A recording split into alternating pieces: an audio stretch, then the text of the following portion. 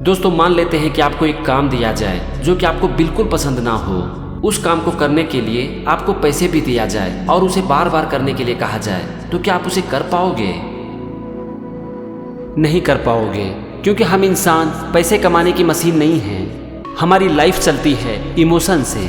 पैसे के लिए शायद आप इस काम को कुछ दिन तक कर भी लो, लेकिन आप बहुत दिन तक इस काम को नहीं कर पाओगे। हमें लाइफ में चाहिए ग्रोथ, और ग्रोथ हमें तभी मिलती है जब हम लाइफ में चैलेंजेस लेते हैं। लाइफ में चैलेंजेस लेने में हर इंसान को मज़ा भी आता है, लेकिन हम अपनी लाइफ में चैलेंजेस भी नहीं लेना चाहते हैं। और अगर हम लाइफ में चैलेंजेस नहीं लेते हैं तो हमारी ग्रोथ रुक जाती है। हम सब ये जानते हैं, लेकिन फिर भी हमारे अंदर कुछ ना कुछ डर होता है जो कि हमें आगे बढ़ने से रोकती है। तो अगर हमें अपनी लाइफ में आगे बढ़ना है ना, तो सबसे पहले हमें अपने डर से लड़ना पड़ेगा, क्योंकि जब तक हम डर को लांघ नहीं जाएंगे तब तक हम जीवन में आगे नहीं बढ़ पाएंगे। इसे ठीक से समझने के लिए मैं आपको एक कहानी सुनाता हूँ। एक समय की बात है, एक राजा को किसी ने गिफ्ट में बाज के 2 बच्चे दिए। बाज के दोनों बच्चे बहुत ही अच्छे थे और राजा ने कभी भी इससे पहले बाज के इतने अच्छे बच्चे देखे नहीं थे। दोनों बच्चे की केयर करने के लिए राजा ने एक आदमी को रख लिया। एक दिन राजा को अचानक से लगा कि बहुत दिन हो गए हैं और मैंने बाज के दोनों बच्चे को देखा नहीं है, और इसीलिए वो दोनों बच्चे से मिलने के लिए उस जगह पर पहुंच गए जहां पर कि दोनों बच्चे को पाला जा रहा था। दोनों बच्चे को देखकर राजा बहुत खुश हुए। दोनों बच्चे बड़े हो चुके थे, बहुत हेल्दी थे, और जिस आदमी को उन्होंने रखा था दोनों बच्चे की केयर करने के लिए, वो दोनों बच्चे की देख रेख बहुत ही सही तरीके से कर रहे थे। राजा ने उस आदमी से कहा कि एक बार दोनों बच्चे को उड़ाओ, मैं दोनों की उड़ान देखना चाहता हूँ। इस पर उस आदमी ने बाज के दोनों बच्चे को उड़ने का इशारा किया। इशारा मिलते ही दोनों बाज उड़ने लगे।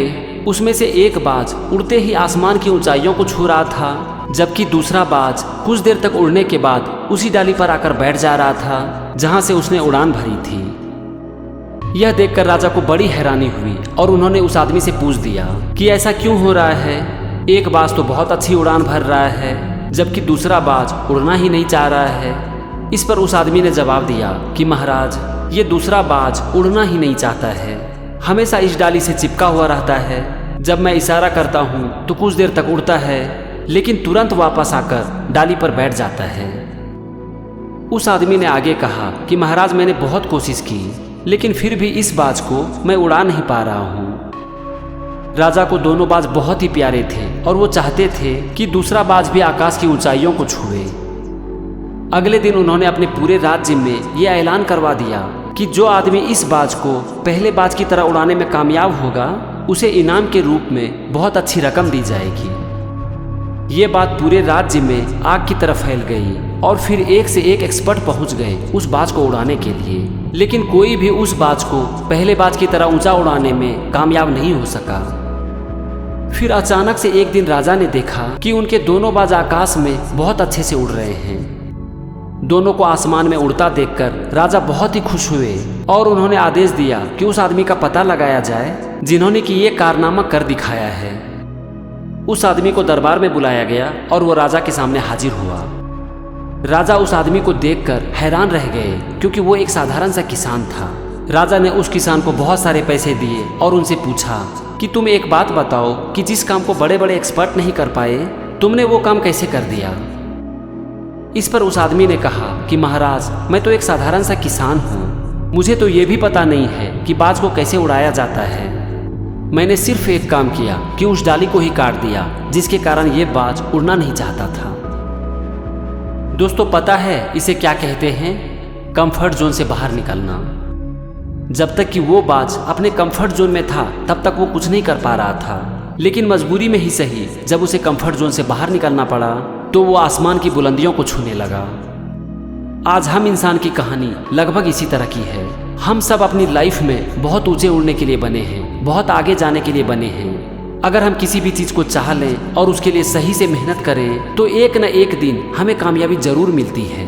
लेकिन हम उस बात की तरह अपने कंफर्ट जोन से बाहर निकलना ही नहीं चाहते हैं, और जब तक हम अपने कंफर्ट जोन से बाहर नहीं निकलेंगे, उसे काटेंगे नहीं, तो हमें सफलता मिल नहीं सकती।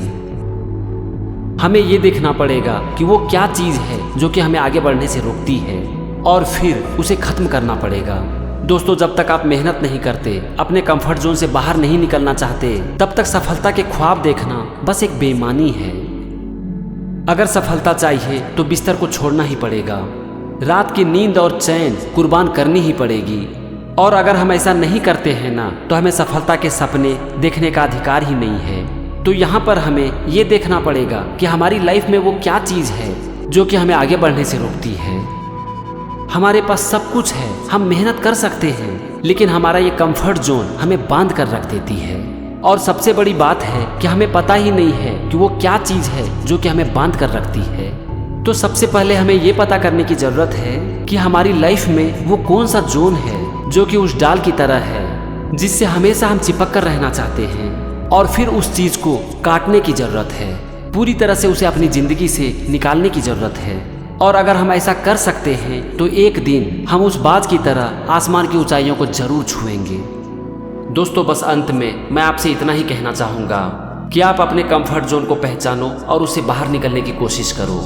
और किसी कारण से अगर आप अपने कंफर्ट जोन को नहीं छोड़ पा रहे हो तो उसे काट डालो, क्योंकि अगर आप ऐसा नहीं करते हो तो एक दिन यही कंफर्ट जोन आपकी बर्बादी का कारण बनेगी और उस दिन आपकी पूरी जिंदगी तबाह हो जाएगी दोस्त, और आप कुछ नहीं कर पाओगे। इसीलिए अपने कंफर्ट जोन को पहचानो, उससे बाहर निकलो, क्योंकि उससे बाहर निकलकर आपको मिलेगी आपके सपनों की जिंदगी।